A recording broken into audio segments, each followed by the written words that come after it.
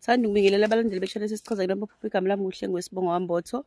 Namhlanje ngithe nje ake ngizophinde ngichaze ngokuthi uma uye emanzini fanele iyiphi into ofanele uyazile ukuthi yini nani ofanele ube nayo.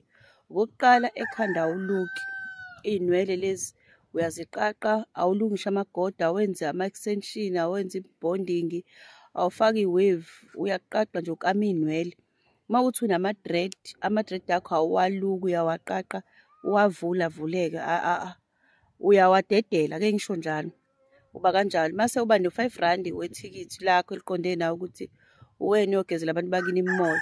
Mase uba nengubo emhlophe umnazaretha ongena emanzini, awungeni ungawufakanga umnazaretha emanzini.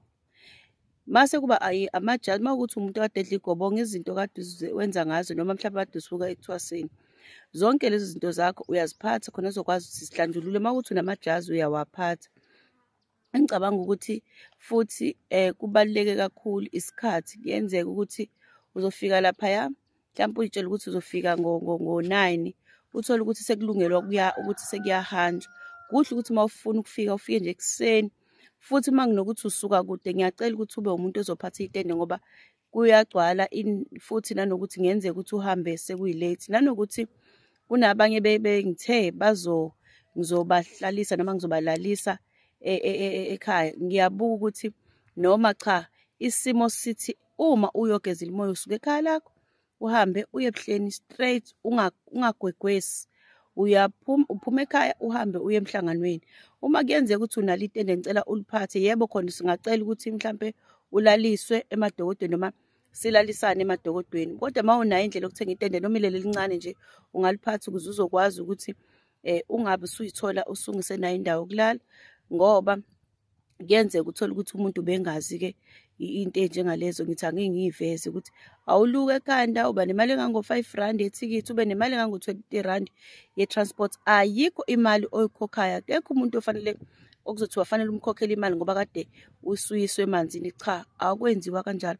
Kuba nje u-R25 ofanele ulungise uma uyogezela imoya. Phatha amajazi akho, phatha izinto zakho, ukwazi ukuthi ugeze-ke kanjalo.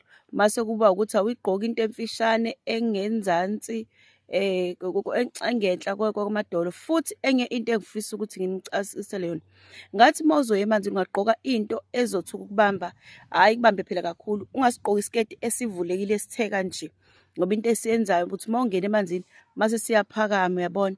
Mase siphakama-ke akubi kube kuhle ngoba kusuke kukhona nenhlasuthi nabantu besilisa lapho-ke. Ngathi nje futhi awuyifaki i-tight nje into kanjalo, izinto ey'kanjalo ngithi nje anginixwayise kuzona noma nginihlomise kuzona-ke kanjalo.